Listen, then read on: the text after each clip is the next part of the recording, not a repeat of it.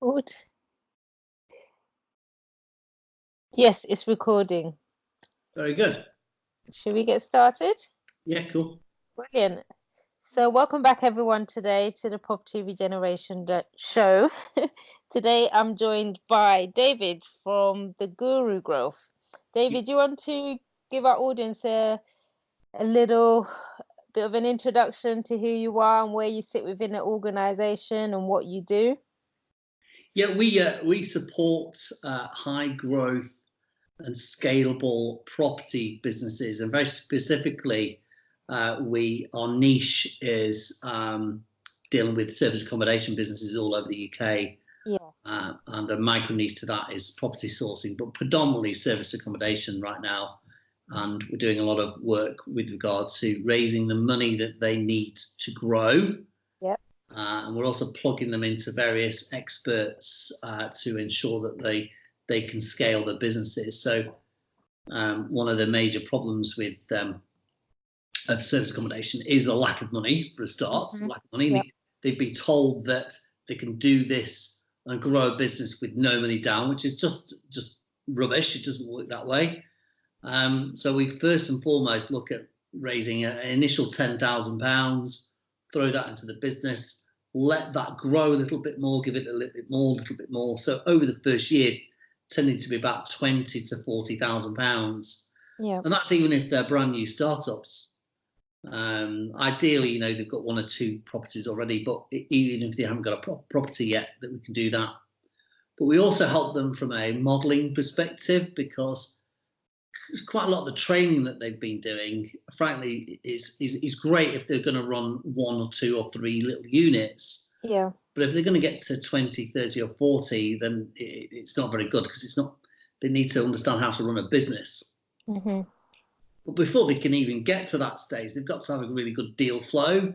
And a lot of the trainers focus too much on OTAs. So we send a lot of our clients down the Google routes, LinkedIn routes, to generate commercial work, traveling business people, so they can avoid utilizing the OTAs. Yeah. And the reason why we've done that is when you financially model the difference between an OTA-led service accommodation and one that's Google-led, the difference in profits is stark. The difference. Yeah. And we see this every single day. Clients coming to us, they've got 5 properties. They're not really making a huge amount of money. And the reason why is they're giving a great deal of that over to their to the OTAs. Mm.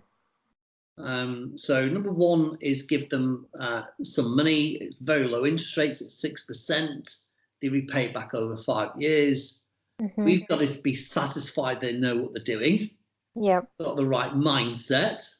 Mm-hmm. And as I say, we can plug them into our series of experts to put them on Google, make sure they've got the right website. Because, just a point on websites, I'm absolutely staggered how few. We had about 120 referrals in June, and about the same in July, and about 70-80% of them didn't even have their own website. And these are operating businesses, no website, no Google, no LinkedIn. And there they are saying, "Oh, can we generate corporate and commercial work?" And this is no, not until you have both. Of course you can't. So what is your due diligence process in vetting your clients to see whether or not they qualify for your service? Well, okay, we need a background check on them with regards to what they've done, what's their history so far, what training have they been on. Mm-hmm. And actually, most of the clients who do come to us have spent anywhere upwards of £10,000 to £25,000 on training already. Mm-hmm. But a lot of this is mindset. Where are they psychologically in their mindset? Where are they? Are they actually prepared psychologically to grow their business? And some people we have to turn down. They're still acting like employees. I spoke to a client only earlier today. She's got 3 units. She's barely breaking even. And she was unable to talk to me at length today because she was busy cleaning an apartment. Now, with respect, that's someone's got to clean the apartment, but it certainly shouldn't be our clients. And if they can't afford a cleaner, they've got some serious problems, both financially and from a mindset perspective. Because people like Paul Smith, who seems to be a superstar in this area, he's got so many. I don't think he's ever cleaned a unit of his own. So we do. So it's a case of having a good, solid business plan. Would assist in you making that decision. Okay, most of them don't have a business plan. They don't even have a business model yet. Even the ones with 2 or 3, it's all wishy-washy. Excuse me, let's get rid of this. Just 2 seconds. So one of the aspects that we involve ourselves in is building the business model, building the business plan, building out the financial model as well. Okay. And quite often that's a stark change from the direction they were going in. Okay, so we'll have a client come to saying, look, I want to build out, and have a 3 or 4 or 5 of these by the end of the year. Well, okay, well, that's not going to make them any money. It certainly isn't going to achieve anything for them. They're going to just be very busy. So we'll build out the business model with them. We'll build out the business plan. We'll build out the financials. And also we'll help them with validation as well. And again, I was quite surprised by this over June and July when all these clients were coming on board. They've spent all this money on training and they hadn't actually validated that there was a business in the area that they were going to open up their service accommodation at. So in other words, they'd not checked the local market. They hadn't checked what was happening with the OTAs. They didn't know what. So, for example, we had a couple of guys who wanted to start up in Liverpool. Okay, well, have you checked the OTAs about the saturation point in Liverpool? No. Okay, so you spent all this money on training. You're about to get your first apartment in Liverpool. You're going to use the OTAs for that. Well, you will fail. It's absolutely no chance of success. For our listeners who don't know what the abbreviation OTA is, would you like to? Oh, right, okay, online travel agent. Okay, so if you've got a service accommodation, effectively that is a mini hotel, just in case anybody doesn't know what that is. And most people, when they're starting off, will use these online travel agents to advertise their account. So what happens? Someone wants to book a hotel in, let's say, for example, Salford Keys. So they'll type into Google more often than not, I want an apartment for 4 people in Salford Keys. And up comes Airbnb, Booking.com, the main 2. And then subsequently they click onto that, search the 100 or so properties available in the area. Now, unfortunately, that many people in the service accommodation marketplace, that it's very difficult to achieve a good profit from the online travel agents. So people, what they really need to do is have their own website, their own Google activity, so that they don't have to rely on the travel agents. Because to be brutal, you don't need to. I mean, the travel agents such as Booking.com, I think we've all heard of them. They've got very tiny budgets for any one particular area, and they also just take a commission. So if someone's wanting to build a proper service accommodation business, if they build a proper website that's Google focused, they go onto Google, they can easily outrank Airbnb and Booking.com just from being more appropriate for that particular area. Because Booking.com is a global business. Their business is, let's say, focused on Sheffield or Glasgow or Aberdeen or wherever that is. And if you're on Google, so I know I've deviated from money here right now, but it's very, very important. There's no point borrowing a lot of money, going out and finding a lot of properties, and then finding that you're at 60% occupancy, and then all of a sudden people around you are beating down the prices because you've only got one route to market, and that's the online travel agents. So we help people get onto the Google thing. Okay. Compete directly. So just to probably take a step back to help our audience understand a little bit more about Growth Gurus. Could you give a little bit of history and background of why the organization was formed and the different disciplines within the organization? Okay, just some personal background. Sure. The reason why I do this is to help entrepreneurs to be able to scale their businesses effectively, efficiently, and without messing it all up. Because it's quite easy to build businesses, and it's just as easy to mess it all up at the same time. So my history is I built up a law firm and an insurance company at the same time back in the 90s. Yeah. And I got that to 15 million, and I exited from that after 10 years. Yes. I then did the typical retire for 6 months, went off on holiday, came back, did it again, exited again. And about 5 years ago now, I had my first daughter. Yeah. So I decided to take it easy for a few years. And I came back into the market a couple of years ago. And my primary objective is to help entrepreneurs, specifically in the property market. Right now, vast majority of activity is service accommodation. Yes. Because the vast majority of business owners fall off the end of a cliff and do not exist within a couple of years. Yeah. The reason why they do that is they haven't got the right support, they don't have enough funding, they don't have enough access to lead generation, they don't know how to convert them, they don't know how to run a business, they don't know how to get the mindset right. Yeah. And so our service basically combines all of those disciplines to ensure that that they can maximize their opportunity and avoid some of the more obvious things that are going to scupper the development of their business. So in a case, you assist them in acquiring more service accommodation and helping them ensure that the occupancy levels are high and reducing the number of voids within the property. Yeah. Is that right? Absolutely. They go hand in hand. They go hand in hand, because there's no point trying to put people on and help them market themselves quite heavily. And if they market themselves well on Google, the next minute they're going to have to get more and more properties. Yeah. But the more and more properties you get, it's expensive to find these properties. Then you've got to furnish them, etc., etc. And without working capital, that slows that down. It also puts you at extremely high risk of failure.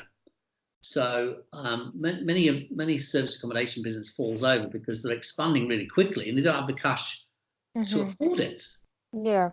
And I've seen also on Facebook, I saw the other day a couple of times, where people are referring to utilising their pensions to fund service accommodation. Well, that's just absolutely crazy. Ultimately, pension schemes, money's supposed to go into pension schemes, not come out of them to fund your business, especially when there's a great big funder called the Startup Loan Company who's willing, as long as you dot the I's and cross the D's and you do everything right, willing to fund you at 6% interest. I mean, it's crazy. That's effectively free money.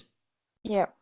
But you've got to run the business properly, and it can't be just something like a hobby. And in fact, it's one of the other points I've noticed about this marketplace is there's so many people doing this in their free time, and they're having to do it on their free time because they're undercapitalized. They don't have enough money to do it properly. And so what we're able to enable clients to do is to literally leave their job very, very quickly. Okay. Because if someone's, like, say, working 40 hours a week, got a high pressure job, they're going out trying to source properties, they're going to then source, but there's a whole list of things to do. That's incredibly difficult to do, especially if you've got small children. Yeah. I'm at home right now, and you can possibly tell from behind me. The swing. Children. I have small children. Not here today, thankfully, or they'd be swinging out there and making a hell of a racket. Where was I going with that then? But long hours. People really, really struggle, and I speak to these people every single day, but they've been on these training courses and said, no, you don't need to borrow money. Well, yes, you do. Money needs to come from somewhere. So if you put £10,000 into the bank account of someone in that position, they can start thinking about such things as genuine advertising, taking real employees on, not these VAs. The VAs just do not work when compared to a real life person you can work with. You can leave your job very quickly or immediately, if you like, and actually start spending all day on this job. And if you're spending all day on the job as a service accommodation provider, you've got more time to source properties, you've got more time to do corporate deals. So in other words, deal with contractors if you want to go down that particular route. Trying to do it part-time is just crazy. So could you give an example of a less experienced investor in service accommodation and maybe one that's slightly more seasoned, and how if they come to us earlier? Yeah, they come to yourselves to try and utilize your services, how you go about helping each one of them. Okay, so for example, these are just people who are clients of ours I've spoken to today. One guy's got 5 apartments in Manchester, and he's barely making a profit on that. He wants to expand. He wants to be involved in more on the contractor side as well as corporate, so business orientated rather than tourism, which we believe is a good idea as well. So we're building out 2 brands with that guy. So he's got one that's contractor buyers, one that's very corporate. So he's got 2 different types of property. He's basically robbing Peter to pay Paul all the time. He's barely making any money, which is no surprise. Yeah. So number one job is to move him away from the OTAs, because what that does immediately saves him a considerable amount of money. I mean, the most excessive level that we were able to help someone. We didn't fund these guys through the typical funding that we use. We had to use somebody else. But they were spending £9,000 a month on the OTAs, and we brought them down to 1,000. Yeah. Instant. Within 2 months, we went from 9,000 to 1,000 overnight. We had to fund them as well, because they want to expand. Yes. Buy blocks of these apartments, and they've shifted as well from being very focused on tourists to being very focused on businesses. And one of the boons that they've had is they're able now to go to companies and offer direct rental straight into their properties. A lot more efficient machine that they've got, because people stay for longer. There's less mess. There's less likelihood of the place being trashed and things being stolen. People turning up with dogs. 6 people turning up when there's only supposed to be 2. All the problems that people seem to have in this marketplace. Yeah. If you go down that particular route, and the considerable change there was an immediate drop in costs. To start, you're spending all this money with the OTAs. Well, if you can take that out of the equation, that's all profit. It's all profit. But also the other changes that we can bring about, especially with the smaller guys with less than 3 and 4 and 5 of these apartments, is give them the money so that they stop doing the minutiae. They stop doing the little jobs, the cleaning, like that lady I spoke to this morning, cleaning an apartment before someone arrived. That's just nuts. That's nuts. I mean, I wouldn't be surprised if she didn't admit this, but she probably takes the laundry home to do it herself. Yeah. That's mindset, number one. Number 2, lack of working capital. She needs to go on LinkedIn, and it costs a bit of money to go on LinkedIn, do it properly. She can't afford it. She can't afford to do Google. So we give her a big chunk of money, so let's say £10,000. She can employ people to do all these jobs. She can outsource it. Yeah. Cleaning, of course, outsource it. She needs a channel manager. She can afford one of those. She can afford a website. She can afford to do Google. And it changes their lives. Yeah. Instantly.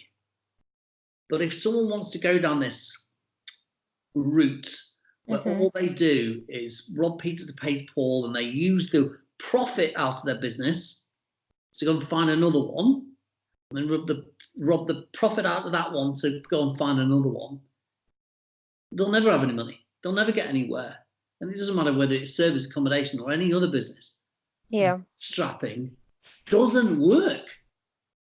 It works if you want to save small and you want to be broke. But realistically, using other people's money massively speeds up the progress of your company and business. In fact, it doesn't matter whether it's service accommodation or anything else. But for some reason, I think many of the trainers have gone out of their way to say to people, it's not going to cost you any money to develop this business, which if they want 2 or 3 and do it all themselves, yeah, that's true. But if they want to grow a genuine business, no, you need money. You need to outsource. You need to get your head right. You need a mentor, at least one. You need someone coaching you who is a genuine coach. Not someone who's got 2 or 3 apartments already, because they're not a coach. The coaches tend to be people from outside of the industry who are very good at things like NLP and are able to change your mindset. Because if you get that right, everything else follows, in my view. So in terms of, let's say, your clients and they're needing more money to invest into the service accommodations, is it a case of you connecting them to an investor on a joint venture type of contract? How do you go about assisting them to acquire these additional funds? Okay, we don't go JV because that's lunacy financially for them. If you go JV, you lose part of your control. It costs a lot of money because ultimately you're giving a big chunk of your profits away. Typically, the funder that we would approach would be the startup loan company. And the startup loan company obviously doesn't fund buy-to-lets, all that sort of thing, of course not. But trading businesses, property management companies, property sourcing, service accommodation will fund those as long as they know what they're doing. They can build a business plan which will help them do, and they're going to progress. Yeah. And the startup loan company is a government-run and government-funded organisation, and hence why they won't ask as many they're not as difficult to deal with as let's say the NatWest. If you went to NatWest with a service accommodation business, they would show you the door. They're not going to let you. Yeah. But because we will help build the business plan, because they need a business plan anyway. They need to we'll build the financials. They need one anyway. They need to validate their business. They need to do that anyway. Yeah. And then when we've prepared all this lot, is this appropriate for the startup loan company? Yes or no? We've got a good idea if it is or not. And we'll put it into the startup loan company, and the startup loan company will make a decision. We don't make that decision, of course. Yeah. But typically, we just ask for 10,000 to start off with, and we usually ask for about another 3 to 4 to 5,000 in 3 months, another 5,000 in 3 or 4 months after that. So we have tranches of money throughout the year, so that each time they get a new tranche, they can do more things. So when they get the first 10,000, they can start employing people. Okay, they can start building the proper website. If they've not got their own money at all, which is pretty difficult anyway. So we build their own website, get themselves on Google, get away from OTAs very quickly, start sourcing properties themselves, or even sourcing too many properties and sell them on. But it allows them to grow effectively. Yes. 3 or 4 months in, we then go back. Let's see if you actually need some more, because we put in the business plan another 5,000. Do they need it? Do they not? And that might be the day when they're able to leave and they're able to spend more time in the business. They could have left earlier. It depends on those client circumstances. Okay. So how would you tackle the 90-day rule in London in terms of advising your clients when it comes to having maximum occupancy of the property? We don't advise on that particular aspect. We have coaches and mentors in London itself, because London's a unique situation. Yeah. And we sit our clients down with those coaches and mentors who are highly experienced within the London market. We supply the business planning, we supply the financial management, we supply the routes to market, so the Googles and LinkedIn's of this world. We don't advise on that one particular issue, but we send them to people who can. And how do you ensure that they have maximum occupancy in their property? What strategies are out there to enable them to have their property? I mean, obviously, we don't manage the online travel agents at all. I mean, feel free, clients can go down that particular avenue. Yeah. We help them with Google, and we help them with LinkedIn. And the reason for Google, I've mentioned this before, LinkedIn is a very good reason. Ultimately, if you're on LinkedIn and your profile's right and your profile resonates with your target audience, which is quite difficult to do. I mean, we help people with this as well.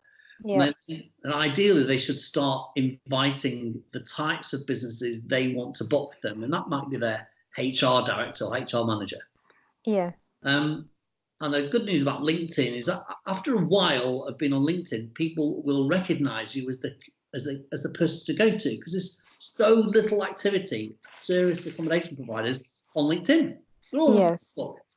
None of their customers are on Facebook. They're all on LinkedIn. So if someone wants to go down a corporate commercial / contractor route, go on LinkedIn, get your profile right. Start posting. And we've got a team that will do all invitations. We've got a team that will do about 800 invitations a month into the HR marketplace. It's on an industrial scale for them. And all they then need to do is every time they do a handover, get some photos on LinkedIn. And then what happens after a bit of time, it's not an instant thing like Google. HR managers and HR directors who are making these bookings of these apartments all over the country start recognizing these people. And that creates deal flow as well. But big stuff. You know? Okay, brilliant. So, where do you see the future of service accommodation, and where do you see the Growth Guru's place within those changes? Okay, I think we're in what's called what I would call a red ocean marketplace right now. Yeah. What I mean by that is there's a lot of sharks in the water trying to eat up a diminishing amount of clients. So not a lot of newbies coming into the marketplace, and I call these the worker bees. They're all buzzing around, all excited. They got one property, then they might get two, might get three, and they're realizing very, very quickly in many cities in the UK that they can't get the rates that they were told they would get on the training courses. It's not £120 a night, it's £70 a night. All of a sudden they're panicking. Yeah. And they start undercutting, because that's the only way that they know, because they're from an employee background, they don't understand they have good quality business, and they go for the lowest price options, not the best quality. And they're also very OTA based. So because it's a red ocean marketplace right now, I can see the fact that within the next year, there's going to be a lot of correction in this marketplace. Yeah. So all these little guys, I'm afraid, will go out of business.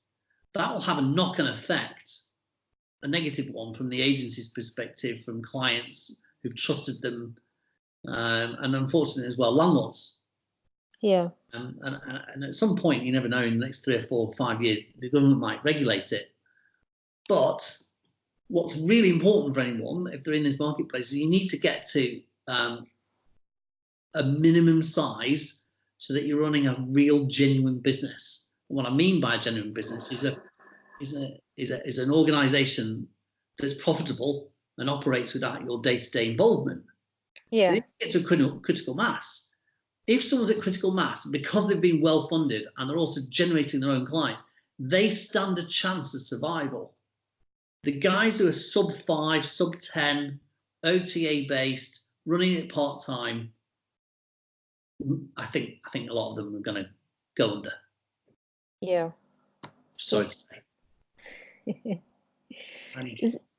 Is there anything else you want to add to our conversation, so our listeners are aware of the services within the Growth Guru? Maybe a little bit about your competitors.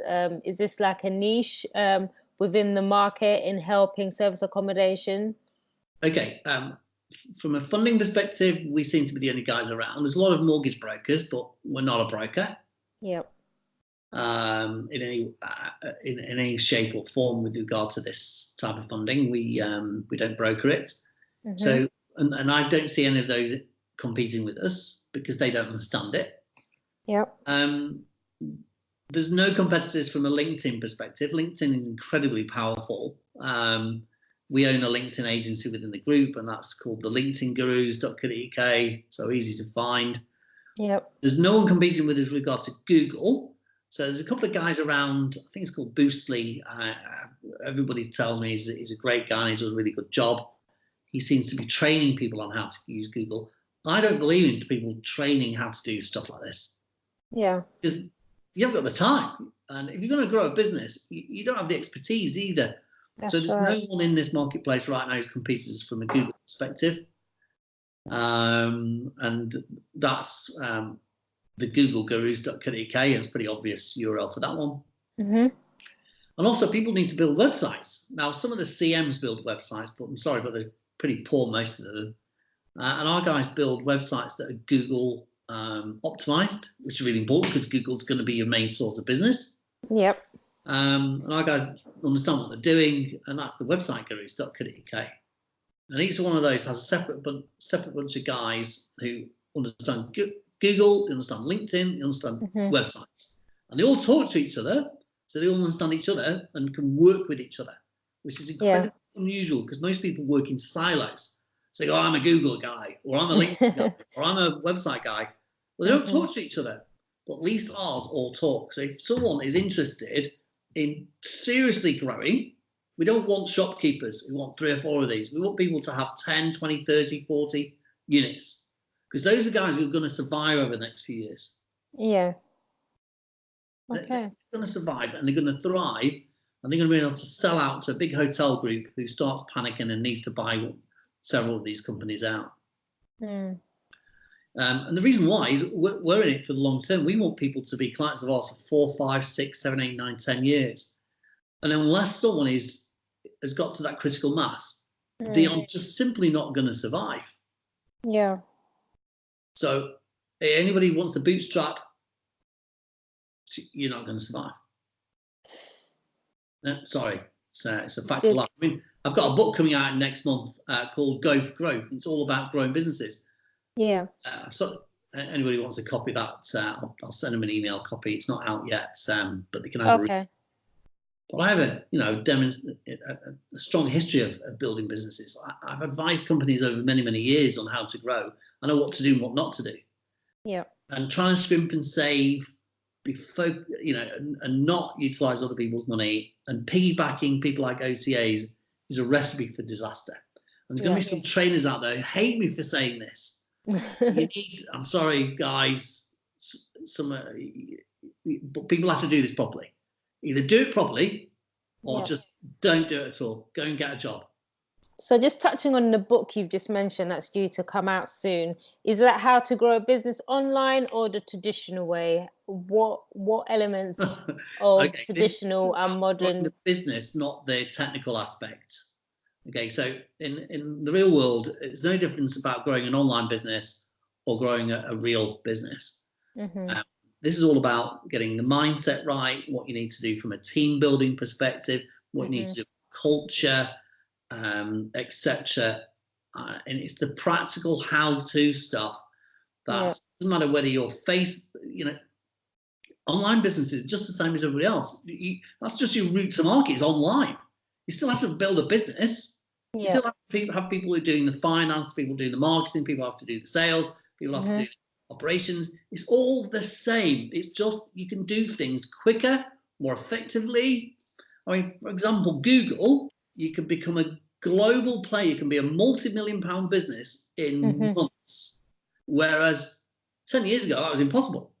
Yes. I developed a law firm and an insurance company, and we used Yellow Pages, which is ROP. Yellow Pages doesn't exist anymore.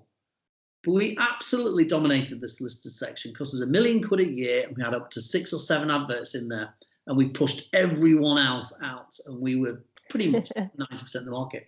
Now, Google. Do that with Google. But you've got to know what you're doing. Yeah. You've got to take on professional advice. see a lot of chatter on Facebook between these guys that are all about saving money, they're all about penny pinching. Well, if you're focused on penny pinching all the time, your business will fail, because you've got to be abundance focused, you've got to be goal focused, and you've got to drive to build a proper business. Or like I say, just go home, stop doing it. You're just wasting your time. Yeah. Or get the right support to do that, so you can focus on generating those leads. There's a lot of people say, "Oh, I'm a self-made man," and that's just, anybody who tells me that, I know they're lying, because that's impossible. It doesn't matter in today's world, or 10 years ago, or 100 years ago. It really doesn't matter. You need a team around you who will support the enterprise. Everybody's got to understand what they're really, really good at, and equally important, understand what they're really bad at, and then recruit superstars at all the things they're really bad at. So if someone's exceptional good at sales but terrible at delivery, find a really good delivery guy. If you're really good at delivery but terrible at sales, find a really good sales guy. Build a team. Businesses are like football teams. No, if one guy goes out playing for Man United, please excuse me if people don't like you, but one guy up against the Sunday League team, he's going to lose. Yeah. The Sunday League team at least have got a team. And I see this a lot where people are trying to do it themselves. Oh, I'm a solopreneur. Solopreneur, that's just bullshit. That's a term I've not heard. Solopreneur, entrepreneur is right. An entrepreneur is basically someone who has shares in businesses that they don't operate day to day. Business people have got businesses that they necessarily don't run the finer detail within those organizations. And there's lots of self-employed people who basically run everything. And I see a lot of people in this marketplace who are these micro, tiny businesses. Oh, I do everything. I do their own cleaning. I do my own booking. And I might use a VA. Well, sorry, why are you using someone in the Philippines? Use someone locally. Build a proper business, or literally over the next couple of years, you're going to be out of business. I think the logic behind that, why a lot of people are using VAs probably in Philippines, is that it's a lot cheaper than having one in the UK. So it comes down to this: do you focus on making profit, or do you focus on costs? Because I'll tell you now, if you want to grow a proper and genuine and high value business, you've got to focus on the profit. The costs, and also there's quality. With respect to the someone in the Philippines, maybe incredibly well educated, but in a totally different time zone. From a company culture point of view, they won't get it if you've got a culture yet. And ultimately, if you've got someone sat in front of you, yes, they cost 5 times let's say they cost 5 times as much from an actual cost perspective. But what do they give back? Let's say, for example, if all you can afford is just someone part-time on, 3 or 4 hours a day, the amount of stuff that they can do in 3 or 4 hours a day, because they're with you and they can listen to you and they can add value all the time. So, for example, if you're new to business and you're not used to putting systems together, I'm a great believer in developing systems. So it's systems-led. If they're a good operational person, they'll start putting the systems together for you. But what's really important is that these people actually are with you. And I can't imagine how difficult it must be for someone on the other side of the planet to try and help you develop your systems. Because you're going to have to develop systems, because if you don't develop systems, you cannot grow. It's impossible. Yeah. So what you have is a feeling of chaos in your office. No one knows what they're doing. I was talking to a guy yesterday. I was out with the children at the park. He was telling me his wife works, she's the accounts director at a particular insurance company. And he tells me every time she goes on holiday, it's panic in the office because no one knows what's going on. So when I say people-led business, if you want to be able to grow a business, you need to go on holiday. And ideally, when you come back from holiday, your business is bigger than when you left it. Yeah. Now, if you've not achieved that yet, you're never going to achieve that by just employing a couple of VAs. I saw someone the other day, so I've got 5 VAs. We'll just have 1 employee or 2, because you need that team around you to drive you forwards. Is this something that you cover in your book in terms of putting the correct systems in place? Absolutely. At no point, because I wrote this book about 12 months ago, I've been avoiding bringing it out. At no point do I actually mention VAs. And it's interesting that the service accommodation marketplace appears to be the only marketplace in the entire country that focuses so much effort on VAs, so much chatter about it. I thought it was really weird when I said, well, why would someone have a VA? Why would someone have 5 VAs? That's absolute lunacy.